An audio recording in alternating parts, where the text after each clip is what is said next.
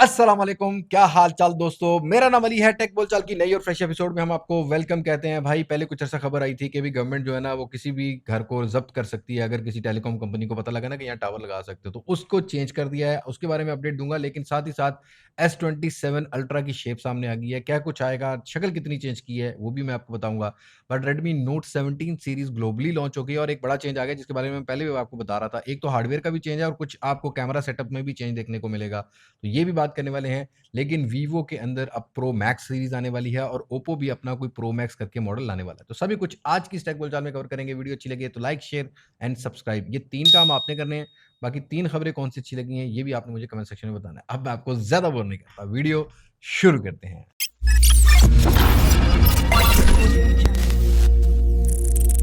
दोस्तों, सबसे पहली खबर की बात करते हैं तो ये वो खबर है कि जिससे पहले ना पूरा पाकिस्तान हिल गया था एक दफा सेनेट के अंदर, जो भाई बिल पेश हुआ था कि अगर किसी टेलीकॉम कंपनी को कोई टावर की जगह रिक्वायर्ड होगी, कि बिल्डिंग हो, घर हो, कुछ भी हो, वो without any notice with in 30 days खाली करवा सकती है। अब फाइनली उसको रिवाइज कर लिया गया है। अब ये नया अमेंडमेंट आई है 2026 का, जो ये IT बिल आया था उसके अंदर।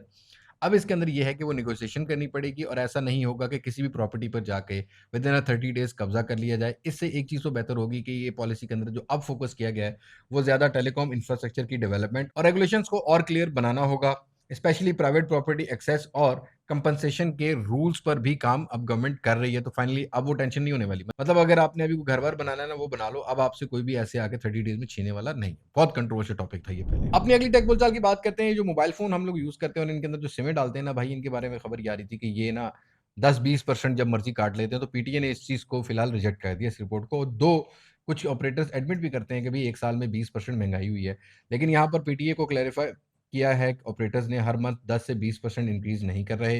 मंथली एवरेज इंक्रीज अराउंड 1 से 2% बनती है। यानी कॉल्स और इंटरनेट महंगे जरूर हुए हैं, लेकिन 10-20% मंथली हाइक वाली रिपोर्ट्स को पीटीए ने रिजेक्ट कर दिया है। लेकिन अगली खबर भी इसी बारे में है कि भाई ये जो हम लोग प्रीपेड सिम यूज करते हैं, इनके अंदर जो बैलेंस डलवाते हैं, अब इस पे मिनिमम वैलिडिटी 180 डेज की होने वाली है। दैट मीन कि 180 दिन के अंदर वो बैलेंस यूज करना होगा। नॉर्मली ऐसा होता है कि जब हमें लिमिट्स का वैसे अंदाजा भी नहीं होता जब हम प्रीपेड सिम लेते हैं, कि बैलेंस हमारा पड़ा होता है लेकिन सिम जो है वो ऑफ हो जाती है। लाइक उसके सिग्नल्स भी नहीं आते और उसकी वैलिडिटी ऑफ हो जाती है।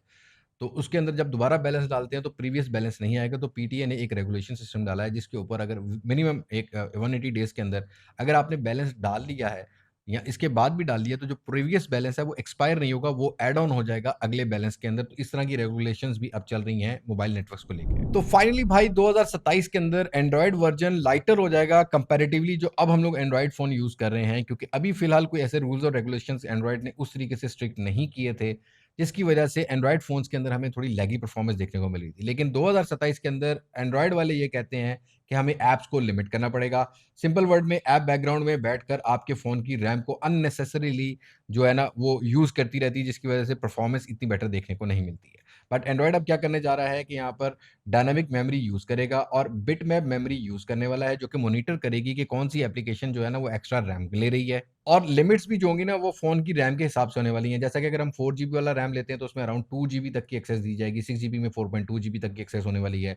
लेकिन साथ के साथ यहाँ पर ये भी काम किया जा रहा है कि अगर ऐप के डीईएक्स कोड 10 एमबी से ज़्यादा है या गेम का कोड 50 एमबी से ज़्यादा है, तो एटलीस्ट 25% ऑप्टिमाइजेशन श्रिंक करनी रिक्वायर्ड होगी। ये इस रिपोर्ट में आ रही है कि 2027 ऐसे होगा।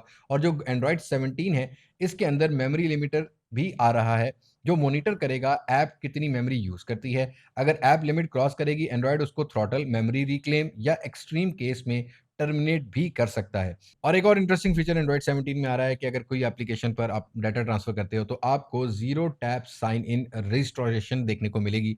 दैट मीन के एक फोन से दूसरे फोन में अगर डाटा किया ना, तो दोबारा से लॉगिन करने की जरूरत प्रोबेबली ना पड़े, अगर आपने सेम फोन में सेम जीमेल पर अपना डाटा कन्वर्ट किया है तो। और ऐसा तो होना ही था, क्योंकि अभी रिसेंटली हम लोगों ने देखा है ना कि मेमोरी और स्टोरेज की शॉर्टेज चल रही है। तो फाइनली अब एंड्रॉइड थोड़ा सा काम कर रहा है कि चलो यार, प्राइस को जरा ना टैकल करने के लिए कम रैम वाले फोन भी जो है ना उनको ऑप्टिमाइज किया जाए। तो लेट्स सी क्या बनता है क्या नहीं। और अगली टेक बोलचाल भाई एप्पल भैया की तरफ से है। एप्पल 9 सितंबर को अपना नया प्रोडक्ट लाइनअप लॉन्च कर रहा है, लेकिन sad news for those people, ये मैं पहले भी खबर दे चुका हूँ, जो कि बेस वेरिएंट लेते थे। एप्पल की तरफ से ये रिपोर्ट आ रही है कि ये नेक्स्ट ईयर आईफ़ोन 18 और 18e को लॉन्च करेंगे।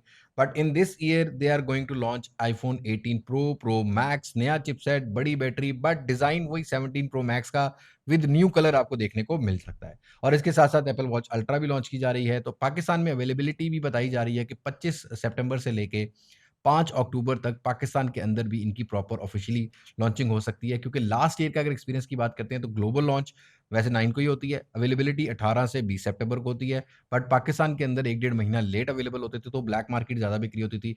बट अब इस दफ़ा देखते हैं कि ये आईफ़ोन 18 सीरीज़ क्या प्राइस लेके आती है। नया सीईओ भी आ गया भाई, टिम कुक को बाय-बाय बोल दिया, तो देखते हैं कि कितनी एनर्जेटिक ये लॉन्च रहती है और किस तरह की प्राइस सेगमेंट्स के अंदर अब एप्पल लॉन्च करता है, क्योंकि एप्पल को भी इस टाइम सामना करना पड़ा है रैम और स्टोरेज की शॉर्टेज का। और हाँ भाई, इस दफ़ा एक और प्रोडक्ट भी है, जैसा कि एप्पल फ़ोल्ड है, एक टच आईडी के साथ आएगा, स्क्रीन वाइडर वाली देखने को मिलती है, तो एप्पल फ़ोल्ड नया शशका आ रहा है। लेट्स सी ये फ़ोल्ड कितना शशका पूरा करता है। और भाई सैमसंग S27 अल्ट्रा के कैड रेंडर सामने आ गए हैं। Camera module total inspired by Apple कह सकते हो। वैसे एप्पल तो नहीं, बहुत सारे ब्रांड्स का और भी मिलता है। ऑनर को देख लो, इन्फिनिक्स को देख लो, सबको देख लो, आपको इसी तरह का जो है ना वो सिक्योरल रियर पर जो है ना वो एक हॉरिजॉन्टल शेप में कैमरा मॉड्यूल देखने को मिलता है। इससे पहले हमें ये था कैमरा वाइज़र आएगा, बट इस दफ़ा शेप चेंज कर दी गई है। कैड रेंडर्स ऑलमोस्ट वही होते हैं जिससे फ़ोन बन रहा होता है, क्योंकि इनकी डमीज़ भी बनती है कैड रेंडर से। तो यहाँ पर हमें रियर पर ट्रिपल कैमरा सेटअप मिल रहा है, तो एक के सेंसर भी कम कर दिया है। और हार्डवेयर के बारे में ये क्लेम किया जा रहा है कि 8 एलीट जेन 6 एक्सट्रीम करके जो हार्डवेयर होगा, वो आपको 27 अल्ट्रा में मिलेगा। एस पेन अवेलेबल होगा, बट वही ब्लूटूथ कनेक्टिविटी उस तरीके की नहीं होने वाली जैसा कि S26 अल्ट्रा में थी। बट इस दफ़ा प्रो वेरिएंट भी साथ आने वाला है, S27 प्रो होगा। ये दोनों सिमिलर शेप में होने वाले हैं। बाय द वे कुछ रिपोर्ट्स ये कहती हैं कि जो S27 होने वाला है, S27 सिंपली जैसी शेप होती थी S26 की वैसा ही देखने को मिलेगा, और S27 प्लस भी।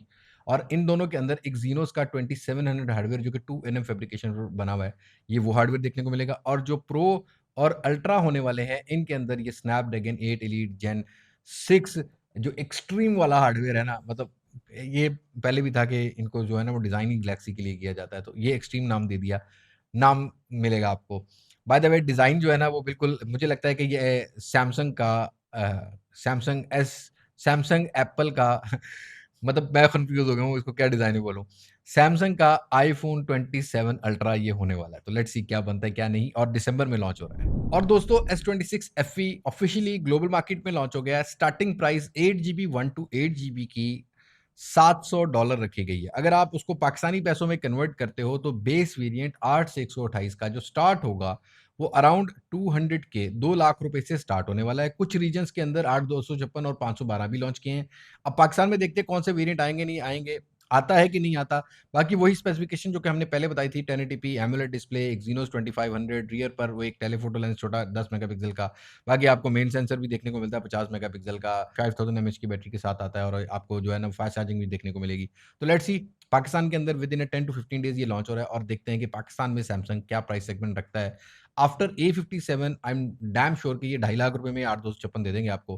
बहरहाल आप बताएँ ना इस फ़ोन के बारे में आपकी क्या राय है? क्या हमें इसको कवर करना चाहिए कि नहीं करना चाहिए? Do let me know in comment section. और भाई ओप्पो लॉन्च करने जा रहा है अपना रेनो 16 सीरीज़। प्राइस पहले आ गई है भाई, अभी हम लोगों ने अनबॉक्सिंग भी नहीं की और हम पीटते रहते हैं कि हमें प्राइस बता दो। लेकिन यहाँ मार्केट में से डीलर आजकल कहते हैं जी, "अस्सी टिकटॉक दे वायरल होना है, 80 पैसे पहले दस देंगे।"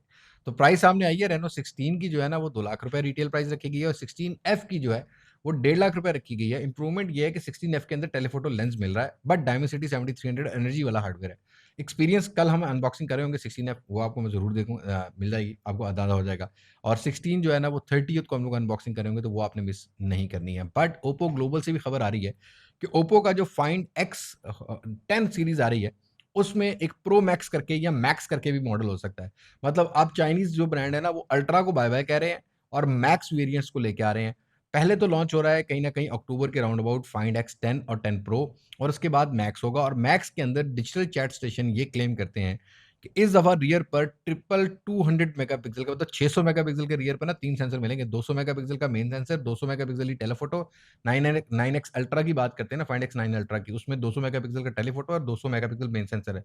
बट इस दफ़ा जो 10 प्रो मैक्स या 10 मैक्स करके आता है ना, जो भी आएगा, उसके अंदर आपको मेन सेंसर भी 200 मेगापिक्सल, टेलीफोटो भी 200 मेगापिक्सल, और अल्ट्रा वाइड सेंसर भी 200 मेगापिक्सल का आपको देखने को मिलेगा। दैट मीन कि आपको रियर पर 600 मेगापिक्सल के सेंसर मिलेंगे। मैनूं लगदा सेल्फी भी 200 मेगापिक्सल की ला देनी है ना, डायरेक्ट 1000 ते लै जाना है।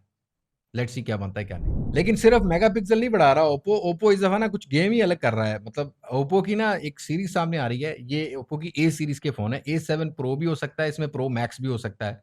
दो फोन सामने आ रहे हैं, एक का डिजाइन सामने आया है जैसा कि वीवो X300 FE का हमने देखा है, बट इसमें एक बड़ी बैटरी है 8000 mAh की, ये अभी कुछ लिस्टिंग हुई है। और इसमें जो प्रो मैक्स होगा उसका ये क्लेम किया जा रहा है कि 10,000 mAh की battery with fast charging 80 what या 90 वॉट की वूक चार्जिंग के साथ ये आपको देखने को मिलेंगे। तो हाँ, ए सीरीज के अंदर ओप्पो बैटरियां बताई जा रही है और फाइंड सीरीज में ओप्पो मेगापिक्सल बताई जा रहा है। तो मतलब ओप्पो ਵਧਾਈ जा रहा है कम। और सिर्फ ओप्पो नहीं कम बता रहा भाई, वीवो ने भी कम बता देता है, क्योंकि वीवो की जो X500 सीरीज है आप उसमें भी आपको प्रो मैक्स वेरिएंट मिलेगा और उसके डिस्प्ले की कुछ की स्पेसिफिकेशन सामने आई हैं। एक तो ये 2K डिस्प्ले होने वाला है, दूसरा Q11 BOE कंपनी का ये डिस्प्ले होने वाला है जिसके अंदर जाइस की इंटीग्रेशन मिलेगी। मतलब डिस्प्ले में भी अब ना जाइस की इंटीग्रेशन आपको देखने को मिलेगी। Zeiss master colour display with support of 2K resolution के साथ ये फोन लॉन्च होने जा रहा है। बट रुको जरा, ये चाइना की मार्केट में लॉन्च होगा in the end week of सितंबर। और अगर मेरा वीजा लग गया तो लॉन्च इवेंट तो मैं जरूर कवर करना है, क्योंकि एक्स सीरीज अभी X300 अल्ट्रा भी आ रहा है, वैसे बाय द वे जल्दी अनबॉक्सिंग मिल जाएगी। तो लेट्स सी हमारा एक्स सीरीज से कैसा एक्सपीरियंस रहता है। बाय द वे आप बताना कि वीवो की जो एक्स सीरीज है लास्ट 3 से 4 जनरेशन जो आई हैं, उन्होंने आपका माइंडसेट चेंज किया या मार्केट स्ट्रेटजी चेंज किया कि नहीं की? मतलब मार्केट के अंदर जो मोनोपोली थी ब्रांड्स की कि कैमरा फोन हमारे हैं, क्या वीवो ने चेंज किया कि नहीं चेंज किए? आपकी क्या राय है? Do let me know in comment section. Last not the least, Redmi note 17 series की बात कर लेते हैं। भाई बहुत चीजें चेंज हो जाती हैं, इंडिया की रीजन में और चाइनीज रीजन में बहुत डिफरेंस होते हैं। हमेशा से मैं ये आपको कहता हूँ, ज्यादा सीरियस नहीं होना। बड़ी जल्दी आप लोग ओपिनियन बना लेते हो। जब इंडिया की मार्केट में लॉन्च हुए हैं उनके अंदर बैटरी साइज भी अलग है, फ्रंट मेगापिक्सल भी अलग है, इवन 5G फोन लॉन्च हुए हैं, 4G नहीं लॉन्च हुए। तो अब ग्लोबल मार्केट में रेडमी नोट 17 और 17 प्रो 4G वाले भी लॉन्च हो गए हैं।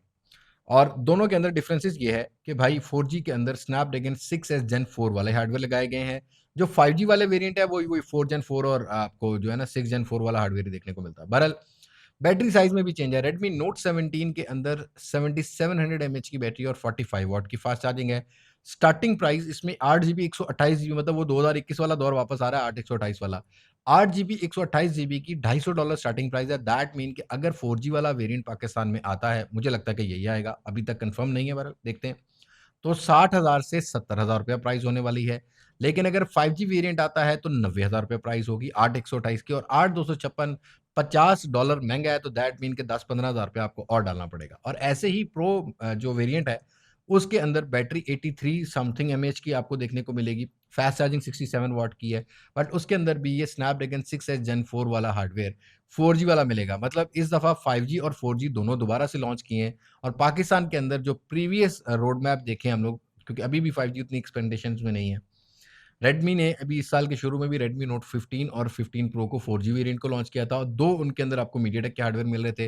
लेकिन अब फाइनली आपको स्नैपड्रैगन के हार्डवेयर मिलेंगे, और ये 2.9 गीगाहर्ट्ज़ की क्लॉक स्पीड के साथ आते हैं। मुझे याद आ गई स्नैपड्रैगन 600 सीरीज़ का एक हार्डवेयर था, बड़ा 619 था आई थिंक, वो भी 2.8 गीगाहर्ट्ज़ की क्लॉक स्पीड ऑफर करता था, बट जीपीयू थोड़ा अंडर पावर्ड था। तो लेट्स सी इनके साथ हमारा क्या एक्सपीरियंस होता है।